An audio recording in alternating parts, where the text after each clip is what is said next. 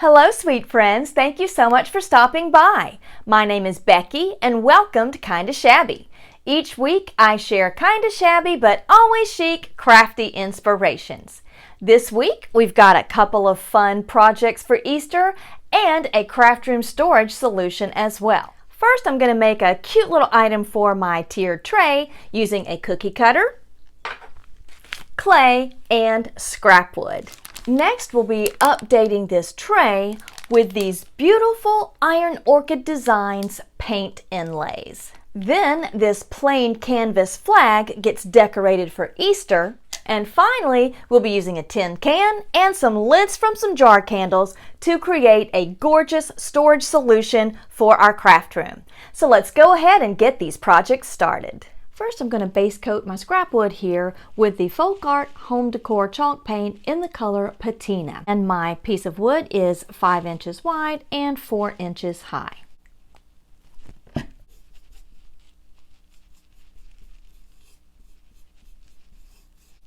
I love that color. Isn't that pretty?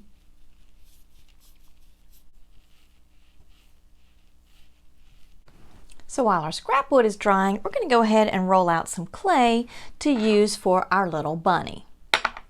And I'm using the DOS clay that I pick up from Amazon. So you want to grab some clay, work it in your hands to make it a little more soft and pliable. Then I'm going to press it out a little bit in my hands and then use my rolling pin to flatten it out.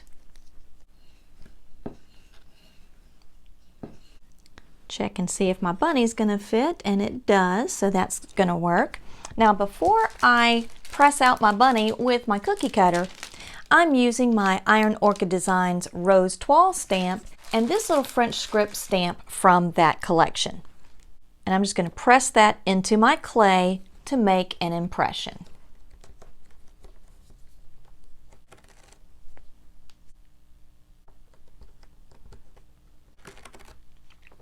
So you can see that's what I have after pressing that stamp into my wet clay. Now I'm going to take my little bunny cookie cutter that I purchased from Amazon and cut out my design. And just pull that clay from around the cookie cutter. And you can see how cute our little bunny is. So I'm going to take my fingers and smooth out around the edges of my bunny here. And then we're going to set him aside to dry for about 45 minutes.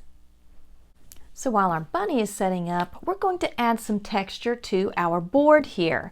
And I will be using the Iron Orchid Designs stamp called Craquelure.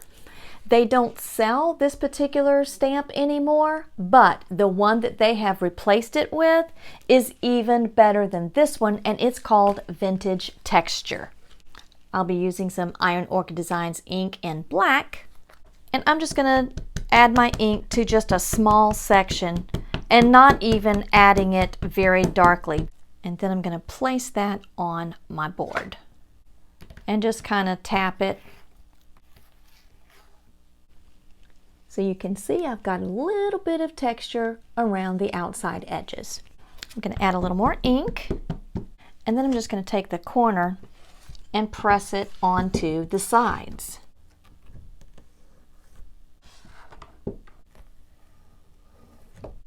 So that way it just gives some nice added interest to our board and it doesn't look so flat. I don't have enough crackle right in here, so I'm just going to take the stamp and just kind of wipe over it. That's better. So now we just need to let our ink dry and let our bunny finish setting up so we can get those two put together. It got too dark after dinner last night to come back and do any filming, so let me show you what I did off camera. First of all, I painted the back and stamped it too, and then I took my ink pad in black and just went around the edges to age that a little bit, just so it would stand out. I take my stamp pad and just bounce it along the edge. Just like that. Bring it down on the corner a little bit. And your ink pads are just a quick and easy way that you can age things just to give them a little bit of interest on the edges. For my bunny, I gave it just a very light coat of the Rustoleum in Linen White. Now we're going to use our clear wax and some black wax to bring out all of that stamped detail in our rabbit. First, I'm going to start with the Folk Art Home Decor wax in clear, and there's enough in the lid here. I'm just going to use a stiff brush, get a little bit on my brush, and then just work it into the details on my little rabbit here. And I'm just going to dab off the excess of that clear wax. Now I'm going to take another brush, and I'm using the Sloan black wax, but any wax that you want to use will be just fine. And get most of it off on my rag. Now on my bunny, I'm going to focus on getting that into the details of my stamped French script. Now when we come back over it with our rag and wipe that back, it starts to leave all of that black in the recesses. Now I'm coming back over it with the clear just to remove some of that excess darkness and brighten it up again. And when you're using black wax, you may have to go over it with the clear wax a few times just to get the look that you're going for. So I'm satisfied with that look. So now I'm just going to go over the edges with whatever was left on my brush with the black wax and just kind of age that a little bit too. I really like that. I think that is going to look really cute on our board. So let's get that glued down. You can see in this area right here, there's still some wetness to the clay on the bunny, but that's going to be okay. We can still go ahead and glue this down. And I'm using my Tite Bond wood glue and just a tiny bit of the glue and spread it out with a brush. Cover it over and decide where I want my bunny. So I'm going to be able to apply a little bit of pressure and it's not going to distort our bunny image. It doesn't take long for this glue to set up, but the only thing that I don't like about it, it does not dry clear. He's very cute, and now we just need to add a couple of embellishments. Now because I've added the clay to the front of my board, it is not going to stand up on its own. If I place that on my tiered tray like that, it's just going to fall over. But there's a couple of things I can do. I can take an extra piece of board and glue it on to make a freestanding sign like that, which is really cute. Or I could take some of these vase filler stones and glue a few to the back just to offset the weight of the front. But I just plan on leaning mine on my tray like that, and that's how I'm going to proceed. So I'm going to decorate this corner here with a bow. So I've got the one strip of that fabric snipped and ripped, and then I just took some lace and some ribbon, and now all I'm going to do is tie them into a bow. And then I'm going to adjust my ribbons until they look right. So I like that, and I'm going to glue that onto this corner. I like this beautiful rose trim here, so I'm going to cut one of these off and glue that to the middle of the bow. I think that looks really pretty and finishes off the middle really nicely. I think I'm going to put something on the little bunny there too. I do think that's cute, so I'm going to go ahead and glue some of that down as well. I like that. I think that is really, really cute. Well, let's go ahead and move on to our next project. I'd like to say a few words about the paint inlays before we actually get into using them on our next project.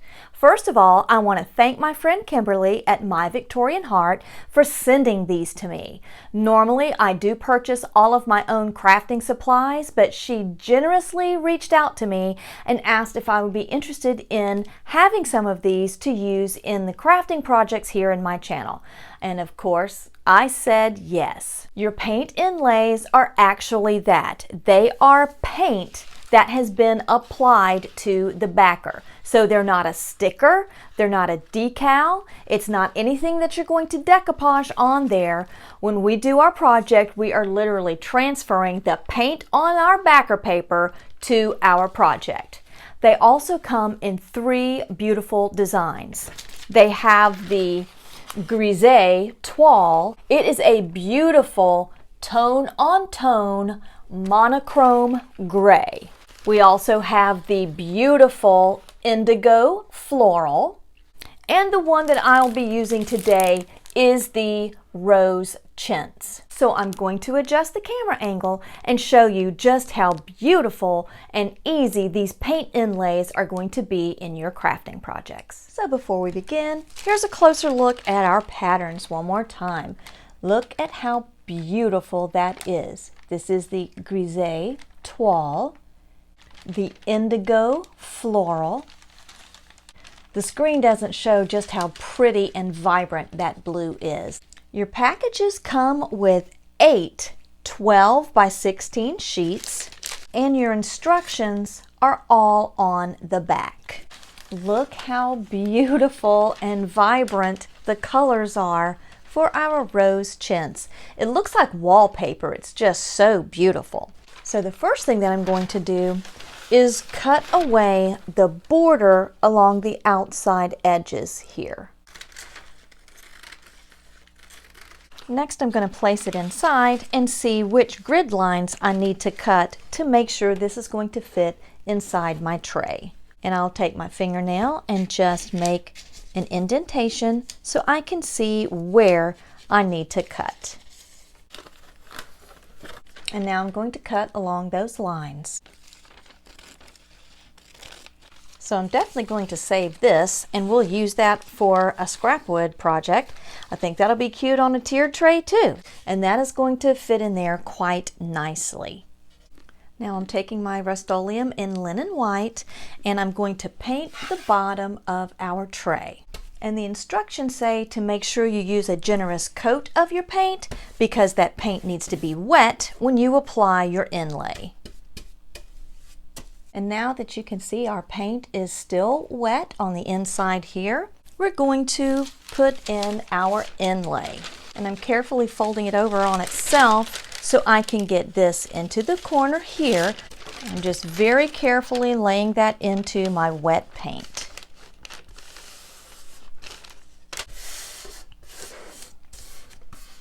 Making sure that the paint on the inlay makes contact with the paint on my tray. And now I'm going to take a slightly damp rag and go over that, making sure that there is good contact between my paint inlay and my tray. And that's what it looks like so far. And you can see the grid lines in there. All of that looks pretty good.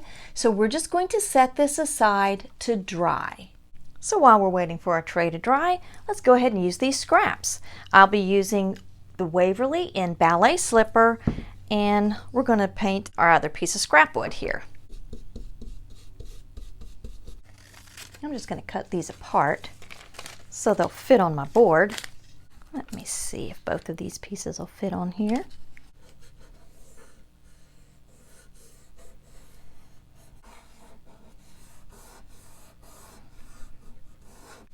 Take my damp rag. So you can see this side I've done with a damp rag, bringing back some of that color, and then that side not.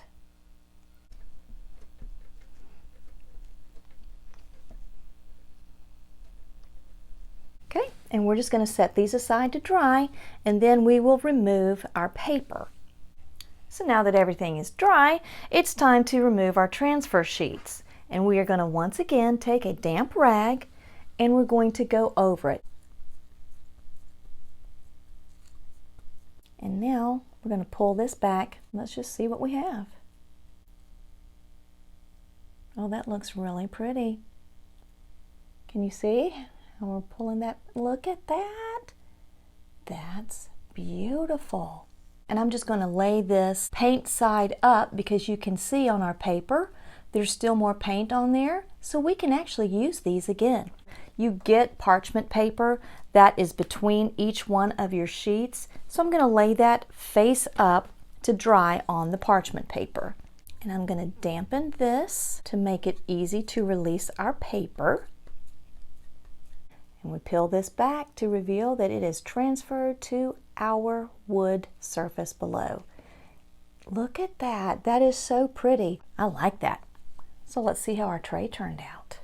And again, I'm going to take my damp rag and dampen the back so our sheet pulls up easily from the surface. And I just did this upper half, and if it doesn't remove easily, then you just need a little more water. And as we pull that back, look how pretty that is. I really like that. So I'm just holding this up while I dampen the other side of the tray.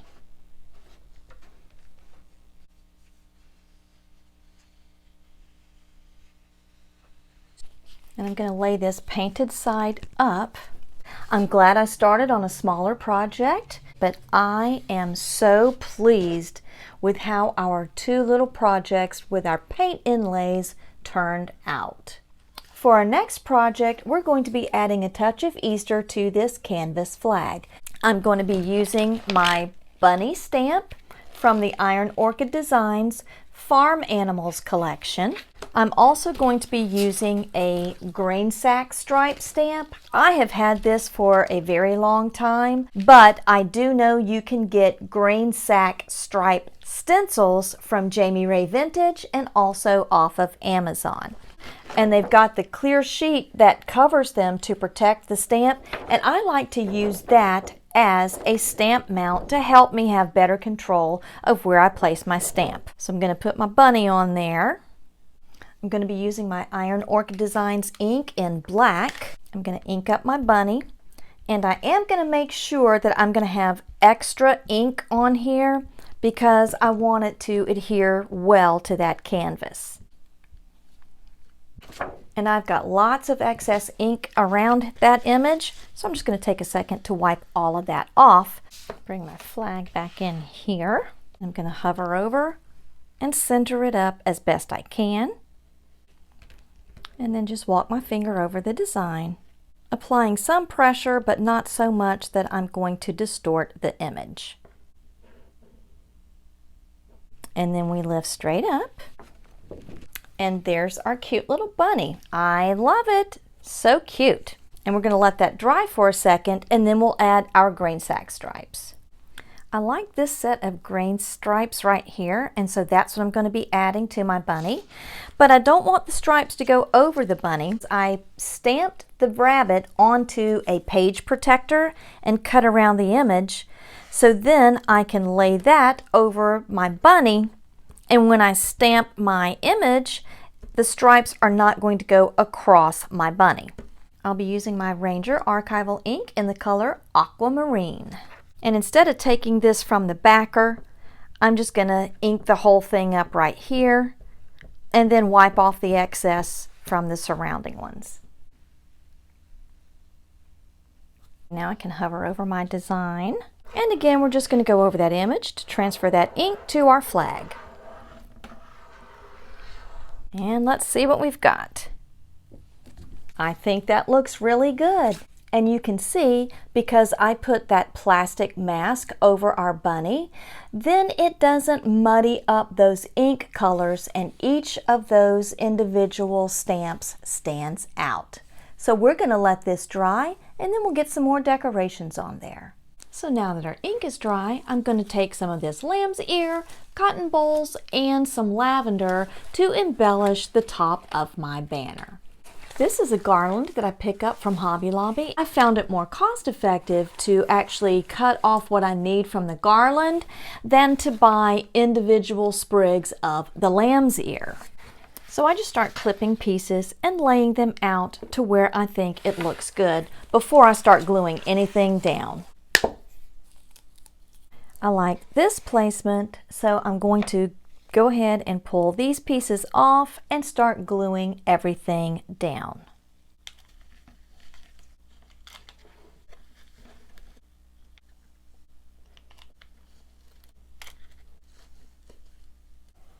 I like that. That's really pretty.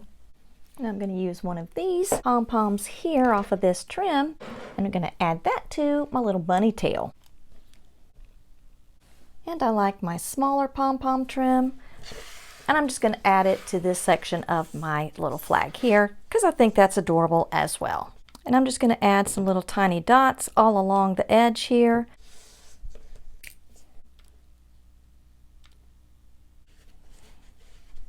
I really like that. I think our little bunny turned out really cute. So now we're going to move on to our last project.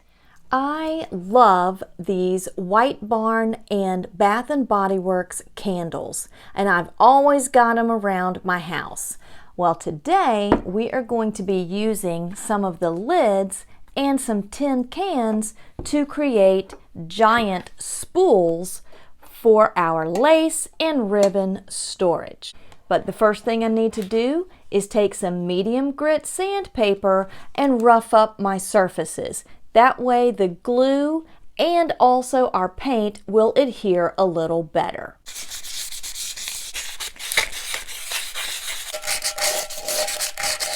Now I'm going to wipe everything down with a wet wipe and come back and dry it off with a paper towel.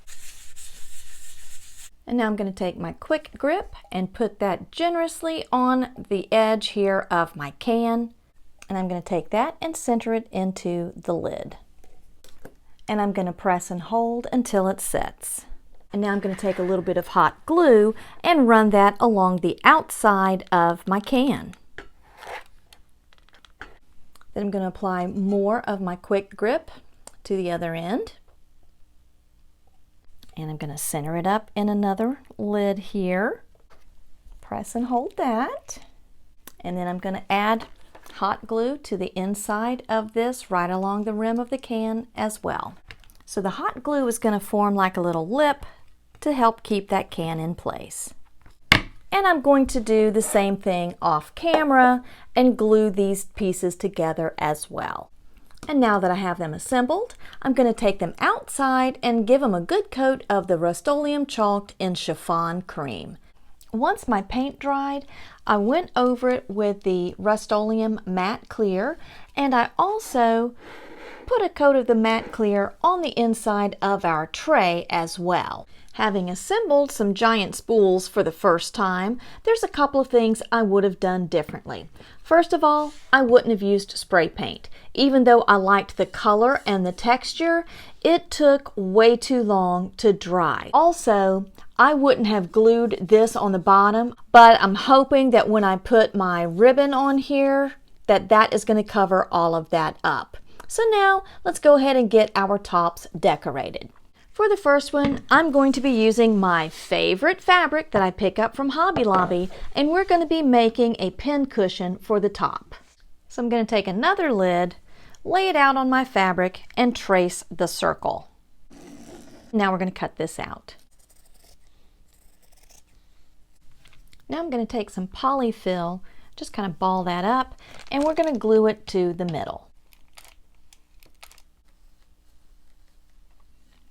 So we've got it all in the center just like that. Then we're going to take our fabric and we're going to place that over the top so it's tufted like this, and then we're just going to hot glue that into place. And we're going to work in small sections.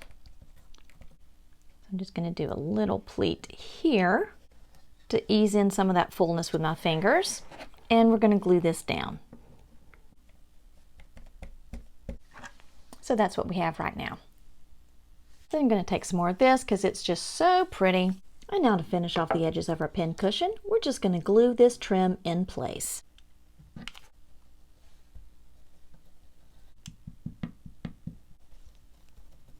So I'm going to use this lace right here, and we're going to glue this on to the edges on the top and the bottom as well. And I like that. I think that finishes that off really nicely too. Now I'm going to take some of this eyelet trim and wrap that around my can. This is my very last box of ribbon and lace. Everything else has been stored and organized, and I am very proud of myself that this is all I have left to organize. Start at the bottom here. And I'm just going to keep wrapping my eyelet trim around here until I get it all onto my giant tin can spool. So I wrapped that around and pinned it in place. Have our little pins and our pin cushion there. How cute is that? Now let's go ahead and decorate our second one. I'm going to start with this beautiful lace here, and I'm going to cut a 2-inch wide strip. Now I'm taking some heavy-duty nylon thread and a large yarn needle, and I'm going to do a running stitch all down the length of my strip here to pull and gather that up. And I'm just going down and up, all the length of my strip. And now that I've reached the end, we're just going to pull and gather this. And I forgot to tell you, my strip is 36 inches long. So we're just going to gather all of this up, tie it off, and clip my threads. And now I'm actually going to form a little circle with that, and I'm going to glue that to the top of my spool. And I did turn my glue gun to low so I wouldn't burn my lace. And then where I've got this gap here, I'm just going to glue those together. Tack a little bit on each side of the lace and then press that together. Now I'm going to use some of these paper flowers that I pick up from Hobby Lobby. And let me just see which ones I like.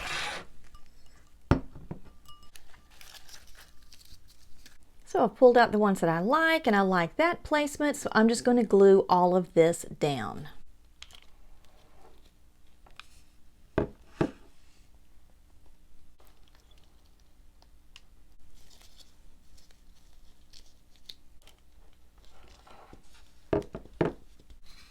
Just like that. I think that's really pretty. And I like this white lace, so I'm going to put it along the top and the bottom edges to finish that off like that. And I like that too. So now I'm going to take some more lace from my box here, and we're going to wrap our tin can.